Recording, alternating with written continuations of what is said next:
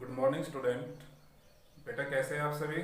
अच्छे होंगे और घर पर रह करके अपनी प्लान के अकॉर्डिंग अपनी तैयारी भी कर रहे होंगे और साथ में आप सभी को अपने सिलेबस से भी अवेयर होंगे कि किस सब्जेक्ट में क्या सिलेबस कम हुआ है, किस तरह के क्वेश्चंस जो पेपर का पैटर्न चेंज हुआ है। आप सभी को ये पता भी है कि अब की बार जो पेपर होगा आपका उसमें 50% मीन्स अगर 80 नंबर का क्वेश्चन पेपर होता है बेटा, आपके 40 नंबर के जो क्वेश्चन होंगे वो ऑब्जेक्टिव होंगे।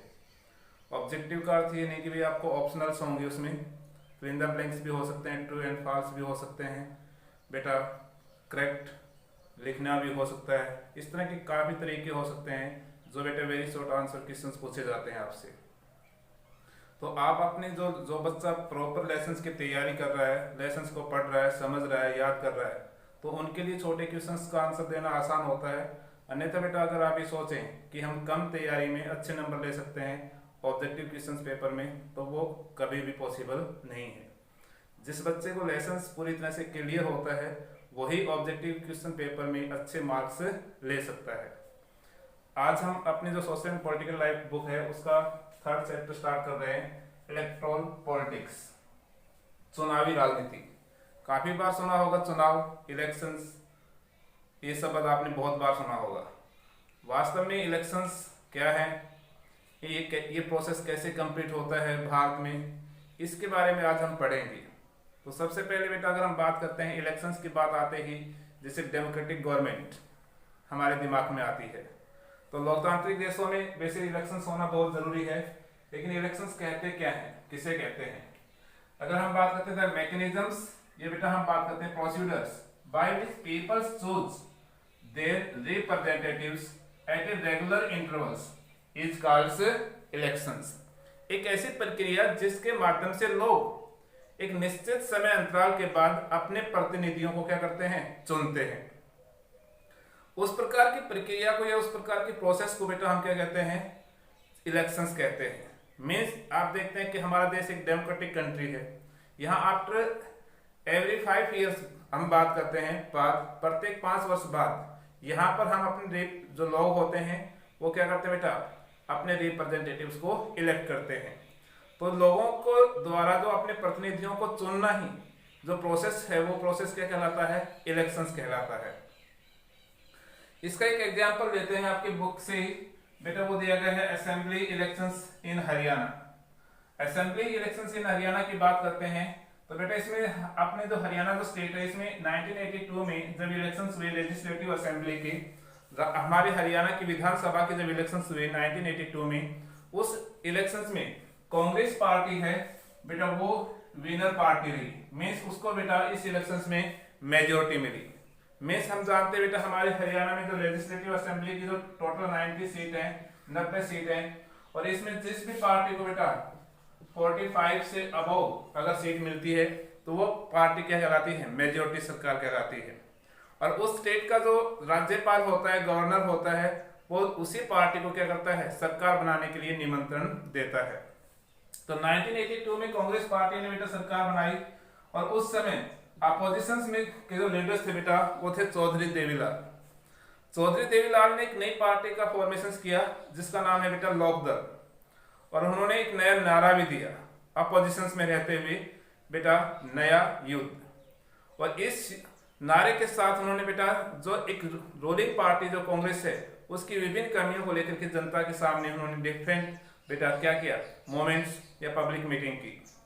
जब 1987 में इलेक्शंस का टाइम आया बेटा आफ्टर 5 इयर्स बाद, तो बेटा लोकदल पार्टी सबसे बड़ी पार्टी उभर करके सामने आई। मीन्स 1987 में लोकदल पार्टी को बेटा 90 में से, लोकदल और इसके सहयोगी दलों को बेटा 90 में से लगभग 76 सीट्स पर जीत हासिल हुई। यस बेटा 76 सीटों पर उन्होंने जीत हासिल हुई, 74 सीटों पर उन्होंने जीत हासिल हुई। अकेले लोकदल पार्टी को बेटा इस 90 में से 60 सीट जीती, 60 सीटों पर जीती। तो मीन्स लोकदल पार्टी अकेले अपने दम पर बेटा फुल मेजोरिटी में ये चुनाव जीती। उन्होंने इलेक्शंस के टाइम चौधरी देवीलाल ने वोटर्स से, या हम कह सकते हैं हमारे हरियाणा के लोगों से जो प्रॉमिस किया कि भी वो लोन्स हैं वो क्या कर देंगे, माफ कर देंगे। और इसका साथ फर्क इसका ये हुआ कि जो सभी जो अगर हम बात करते हैं वोटर्स हैं वो लोकदल पार्टी की तरफ क्या हुए, अट्रैक्ट हुए। और बेटा लोकदल पार्टी को 1987 के इलेक्शंस में क्या सबसे बड़ी जीत हासिल हुई। इस जीत के साथ ही गवर्नर ने बेटा लोकदल पार्टी को बेटा सरकार बनाने का निमंत्रण दिया।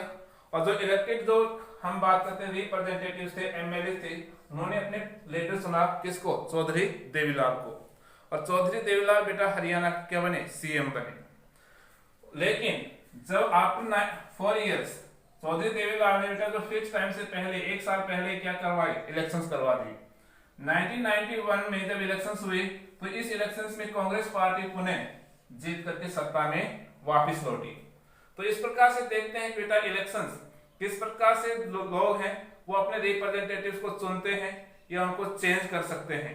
और यही एक वास्तविक बेटा क्या है, इसे ही हम कह सकते हैं डेमोक्रेटिक गवर्नमेंट्स। तो एक लोकतांत्रिक सरकार में इलेक्शंस का होना बहुत ही जरूरी है, क्योंकि अगर इलेक्शंस नहीं होंगे तो बेटा हम कह सकते हैं कि डेमोक्रेटिक गवर्नमेंट पॉसिबल से ही नहीं है, क्योंकि लोग अपने रूलर्स को नहीं तो चेंज कर सकते हैं और नहीं चुन सकते हैं। अपने जो बुक का अगला टॉपिक बेटा हुआ है नीड इलेक्शंस। हमें चुनावों की आवश्यकता क्यों है, तो आपको समझ में आ रहा होगा कि हमें चुनावों की आवश्यकता क्यों है। देखिए बेटा अगर हम बात करते हैं without elections democracy is not possible. एक लोकतंत्र जो गवर्नमेंट होती है वो बेटा विदाउट इलेक्शंस के तो पॉसिबल ही नहीं है। इसके कई रीजंस हैं। कैसे बेटा अगर हम बात करते हैं, नहीं कहेंगे सर पॉसिबल है, जैसे स्विट्जरलैंड में है। लेकिन स्विट्जरलैंड में पॉसिबल क्यों है बेटा, क्योंकि उस कंट्री का साइज क्या है, स्मॉल है, और पॉपुलेशन साइज भी क्या है, स्मॉल है। तो वहां पर जो पीपल्स है वो डायरेक्ट क्या कर सकते हैं, गवर्नमेंट को रन कर सकते हैं, और वो असेंबल होकर के गवर्नमेंट के डिसीजन मेकिंग प्रोसेस में भी क्या कर सकते हैं, पार्टिसिपेट कर सकते हैं। लेकिन अगर हम बात करते हैं वर्ल्ड के जो डिफरेंट नेशंस हैं, इंडिया से ले लें आप, पाकिस्तान से ले लें, बांग्लादेश से ले लें, चाइना से ले लें, अमेरिका से ले लें बेटा, ऐसे बहुत से जो डेमोक्रेटिक या नॉन डेमोक्रेटिक कंट्री हैं उनकी बात करें तो वो साइज में आज हम बात करते हैं एक लार्ज कंट्री है। पहली बात तो ये जिस वजह से वहां पर डायरेक्ट डेमोक्रेसी पॉसिबल से नहीं है। दूसरा बेटा आज हर कंट्री की जो पॉपुलेशन है, जो साइज है वो काफी क्या है, लार्ज है। और पॉपुलेशन साइज लार्ज होने की वजह से सभी जो पीपल्स हैं या सिटीजन्स हैं वो किसी भी एक प्लेस पर एक साथ असेंबल्स नहीं हो सकते हैं गवर्नमेंट को रन करने के लिए या डिसीजंस लेने के लिए। साथ में बेटा हर व्यक्ति के पास टाइम नहीं होता है कि वो गवर्नमेंट के डिसीजंस मेकिंग प्रोसेस में क्या हो, इंक्लूड्स हो। इस वजह से इलेक्शंस का होना बेटा जरूरी है एक डेमोक्रेटिक कंट्री में। एक लोकतांत्रिक देश में अगर हम बात करते हैं विदाउट इलेक्शंस डेमोक्रेसी तो पॉसिबल है ही नहीं। विदाउट इलेक्शंस पीपल्स अपने रिप्रेजेंटेटिव्स या अपने रूलर्स को चुन भी नहीं सकते हैं, और विदाउट इलेक्शंस हम बात करते हैं पीपल्स अपने रिप्रेजेंटेटिव्स को चेंज भी नहीं कर सकते हैं। इस प्रकार से एक लोकतंत्र में चुनाव का होना क्या है, बहुत ही जरूरी है। इस चीज को क्लियर होने के बाद इलेक्शंस क्या है, हमने यहाँ पर हरियाणा लेजिस्लेटिव असेंबली के इलेक्शंस के बारे में पढ़ा और इलेक्शनों की हमें आवश्यकता क्यों है। अब हमारे सामने प्रश्न आता है कि इलेक्शंस को एक डेमोक्रेटिक इलेक्शंस कैसे बना सकते हैं। एक लोकतांत्रिक इलेक्शंस बनाने के लिए एक मिनिमम कंडीशंस या अनिवार्य शर्तें क्या होनी चाहिए कि इलेक्शंस हो वो एक डेमोक्रेटिक इलेक्शंस हो, लोकतांत्रिक हो। लोकतांत्रिक का आप जानते बेटा इक्वलिटी और लिबर्टी मींस स्वतंत्रता और समानता। और यहाँ पर इलेक्शंस को डेमोक्रेटिक बनाने के लिए जो हम बात करते हैं इसकी जो मिनिमम कंडीशंस ये हैं कि प्रत्येक सिटीजन्स को, जो एडल्ट सिटीजन्स है, प्रत्येक सिटीजन्स को क्या हो, राइट टू वोट्स का अधिकार हो, और प्रत्येक को 1 वोट्स का अधिकार हो, और एवरी वोट्स की जो वैल्यू है वो क्या हो, इक्वल्स हो। मींस यूनिवर्सल एडल्ट फ्रेंचाइजेस की बात कर रहे हैं बेटा, मींस देश के हर नागरिक को राइट टू वोट्स का अधिकार हो, प्रत्येक वोट्स की वैल्यू इक्वल हो। इसके साथ ये नहीं कि भी अमीर है उसकी वोट की वैल्यू अधिक होगी और जो गरीब है उसकी वोट की वैल्यू कम होगी। अगर ऐसा डिफरेंस क्रिएट किया जाता है तो बेटा वो एक डेमोक्रेटिक इलेक्शंस नहीं हो सकते हैं। डेमोक्रेटिक इलेक्शंस में सभी को राइट टू वोट्स का अधिकार और प्रत्येक वोट की वैल्यू क्या हो, इक्वल्स हो, तो ही हम कह सकते हैं कोई एक डेमोक्रेटिक इलेक्शंस है। दूसरा बेटा पॉलिटिकल पार्टी और कैंडिडेट को चुनाव लड़ने की क्या हो, आजादी हो। क्यों? क्योंकि अगर बेटा हम देखते हैं चाइना में सिर्फ एक पार्टी को चुनाव में पार्टिसिपेट करने का क्या है, परमिशन है, अदर पॉलिटिकल पार्टी वहां पर पार्टिसिपेट नहीं कर सकते हैं। तो इससे पीपल्स को एक रियल चॉइस, एक वास्तविक चॉइस नहीं मिलती है। और ये अगर ऐसा होता है सिर्फ एक ही पार्टी चुनाव लड़ती है तो बेटा वो इलेक्शंस डेमोक्रेटिक इलेक्शन से नहीं हो सकते हैं। इसलिए डेमोक्रेटिक इलेक्शंस वो हो सकते हैं जिसमें प्रत्येक पॉलिटिकल पार्टी या कैंडिडेट को चुनाव लड़ने की क्या हो, आजादी हो। वो इलेक्शंस क्या होंगे, डेमोक्रेटिक इलेक्शंस होंगे। Elections must be held regular intervals. बेटा चुनाव हो वो हमेशा लगातार निश्चित अंतराल के बाद होते रहने चाहिए। ये नहीं कि एक बार चुनाव हो गए उसके बाद जो इलेक्टेड गवर्नमेंट है चाहे तब वो 10 साल 15 साल 20 साल बाद चुनाव करवाए, अगर उसका टाइम पीरियड्स फिक्स नहीं है इलेक्शंस का तो वो भी एक इलेक्शंस क्या नहीं है, डेमोक्रेटिक इलेक्शंस से नहीं कहलाते हैं। इलेक्शंस का टाइम पीरियड फिक्स होना चाहिए कि इलेक्टेड गवर्नमेंट के पास सिर्फ 5 इयर्स हैं, आफ्टर 5 इयर्स या 6 इयर्स हैं या 4 इयर्स हैं। तो मीन्स यहाँ पर जो टाइम पीरियड है वो फिक्स होना चाहिए इलेक्टेड गवर्नमेंट का, और उस टाइम पीरियड के माध्यम से क्या होना चाहिए, इलेक्शंस होने चाहिए। हमारे देश में इलेक्शंस बेटा आफ्टर 5 इयर्स बाद होते हैं, तो हमने भी यहाँ पर जो फिक्स इंटरवल्स कर रखा है। साथ में बेटा हमारे यहाँ प्रत्येक पार्टी या कैंडिडेट को चुनाव लड़ने की क्या है, आजादी है। हमारे देश में प्रत्येक व्यक्ति की जो वोट की वैल्यू एक है और बेटा प्रत्येक वोट्स क्या है, इक्वल्स वैल्यू के हैं। तो इस आधार पर हम कह सकते हैं ये तीनों जो विशेषताएं या कंडीशंस हैं ये हमारे इंडिया के इलेक्शंस को क्या बनाती हैं, डेमोक्रेटिक इलेक्शंस बनाती हैं। अगला इसमें the candidate preferred by the peoples only should be get elected. लोगों द्वारा जो चुना हुआ जो कैंडिडेट होता है, प्रतिनिधि होता है, उसी को प्राथमिकता दी जानी चाहिए। ये नहीं कि बेटा वो किसी सरकारी प्रशासन से, मीन्स इस तरह की हम बात करते हैं कि लोग जिसको चुनते हैं उसी रिप्रेजेंटेटिव्स को बेटा सरकार बनाने की क्या होनी चाहिए, बेटा उसमें सरकार में पार्टिसिपेट करने की परमिशन होनी चाहिए। और साथ में इसमें जो अगले जो कंडीशन है बेटा वो है फ्री एंड फेयर इलेक्शंस। चुनाव हमेशा स्वतंत्र और निष्पक्ष होने चाहिए, किसी भी प्रकार के प्रेशर या दबाव में नहीं होने चाहिए। और इसमें हम बात करते हैं free and fair elections conduct करने के लिए एक इंडिपेंडेंस क्या होना चाहिए, बेटा इंस्टीट्यूशंस होना चाहिए जो बेटा फ्री एंड फेयर इलेक्शंस को कंडक्ट करवाए और उसका सुपरविजन करे। और इस वजह से हमारे देश में भी बेटा क्या यहाँ पर हम बात करते हैं इस प्रकार के चुनाव करवाए जाते हैं। तो इस प्रकार से देखा जाए एक चुनाव में, एक डेमोक्रेटिक चुनाव के लिए बेटा क्या एक मिनिमम कंडीशंस होने चाहिए। तो इन 5 पॉइंट्स हैं, इन पर आप जरूर ध्यान देंगे। अब हम देखते हैं बेटा पॉलिटिकल कंपटीशंस। देखिए नाम शब्द आ रहा है बेटा, नया शब्द, राजनीतिक प्रतिस्पर्धा। सुना है भी 2 खिलाड़ियों की प्रतिस्पर्धा होती है खेल के मैदान में। तो बेटा पॉलिटिकल कंपटीशंस किसे कहेंगे हम, पॉलिटिकल कंपटीशंस का क्लियर सा है बेटा जो डिफरेंट, जब भी इलेक्शंस होते हैं तो डिफरेंट पॉलिटिकल पार्टियों के बीच चुनाव जीतने के लिए क्या होती है, कंपटीशंस होता है। तो डिफरेंट पॉलिटिकल पार्टी या डिफरेंट कैंडिडेट के बीच जो कंपटीशंस होता है उसी कंपटीशंस को हम क्या कहते हैं, पॉलिटिकल कंपटीशंस कहते हैं, क्योंकि यहाँ राजनीतिक प्रतिस्पर्धा हो रही है चुनाव को जीतने के लिए। अब ये पॉलिटिकल कंपटीशंस किसी भी डेमोक्रेटिक गवर्नमेंट के लिए जरूरी भी है, क्योंकि अगर पॉलिटिकल कंपटीशंस नहीं होगा तो लोग एक अच्छे कैंडिडेट को चुन नहीं पाएंगे। क्योंकि जब भी इलेक्शंस होते हैं पॉलिटिकल कंपटीशंस के माध्यम से ही जो एक पार्टी है वो दूसरी पार्टी की कमियों को बताती है, एक कैंडिडेट दूसरे कैंडिडेट की कमियों को बताता है। तो लोगों के पास ये एक पॉलिटिकल एजुकेशन का एक क्या होता है, सेंटर भी कह सकते हैं, राजनीतिक शिक्षा का। इसके माध्यम से लोगों को अपने अधिकारों की जानकारी मिलती है और इस प्रकार से लोग ये जान पाते हैं किस कौन कैंडिडेट अच्छा है और वो उनमें से एक कैंडिडेट को क्या करते हैं, चुनते हैं। लेकिन इसके डिमेरिट्स भी हैं काफी। डिमेरिट्स ये है बेटा कि पॉलिटिकल कंपटीशंस की वजह से हर कैंडिडेट या हर पॉलिटिकल पार्टी बेटा गलत तरीकों के माध्यम से चुनाव जीतने का प्रयास करते हैं, जैसे भी बूथ कैप्चर कर लेना या बेटा पैसे के बल पर चुनाव जीतना।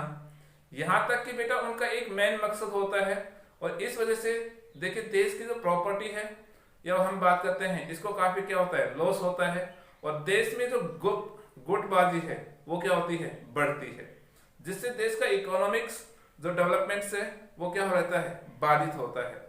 इस प्रकार से देखा जाए तो इसके काफी मेरिट्स भी हैं और इसकी काफी डिमेरिट्स भी हैं पॉलिटिकल से कंपटीशंस की। आज का अपना जो लास्ट टॉपिक रहेगा बेटा टाइप ऑफ द इलेक्शंस। तो टाइप ऑफ द इलेक्शंस में आप देख रहे हैं यहाँ पर 3 टाइप्स के दिए गए हैं। जनरल इलेक्शंस, बाई इलेक्शंस और मिड टर्म इलेक्शंस।